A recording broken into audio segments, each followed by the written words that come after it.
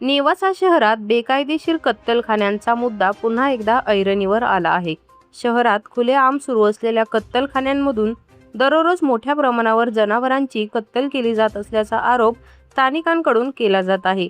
तसेच या ठिकाणी तयार होणारे हजारो किलो मांस संभाजीनगर, श्रीरामपूर आणि इतर भागात पाठवले जात असल्याचीही माहिती समोर आली आहे। याहून गंभीर बाब म्हणजे कत्तल प्रक्रियेनंतर निर्माण होणारे रक्त मिश्रित पाणी प्रवरा नदीच्या पात्रात सोडले जात असल्याचा आरोप करण्यात आला आहे। यामुळे पर्यावरणीय आणि धार्मिक भावना दुखावल्या जात असल्याचे स्थानिक नागरिकांचे म्हणणे आहे। गोरक्षक संतोष पंडुरे यांनी या संदर्भात प्रतिक्रिया देताना सांगितले की प्रवरा नदीतील खोलेश्वर महादेवाच्या पिंडीजवळ रक्त मिश्रित पाणी, चरबी आणि कातडीचे तुकडे येऊन अडकत आहेत। त्यामुळे धार्मिक भावना मोठ्या प्रमाणावर दुखावल्या जात आहेत। दरम्यान नेवासा शहरातील कसाई गल्ली परिसरात अनेक वर्षांपासून हे बेकायदेशीर कत्तलखाने सुरू असल्याचा आरोप आहे। राज्यात गोहत्या बंदी कायदा अस्तित्वात असतानाही या कायद्याचे खुलेआम उल्लंघन होत असल्याचे स्थानिकांचे म्हणणे आहे।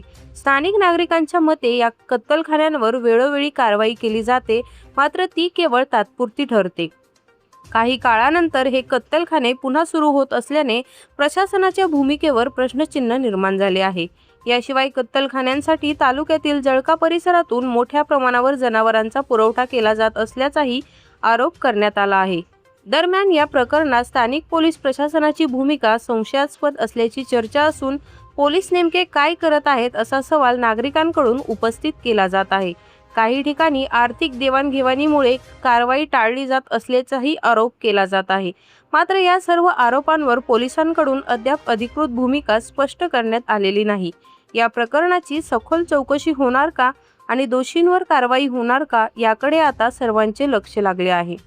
अशाच नवनवीन व्हिडिओजच्या अपडेटसाठी आम्ही नेवास्कर न्यूजला सबस्क्राईब करून बेल आयकॉन दाबायला विसरू नका।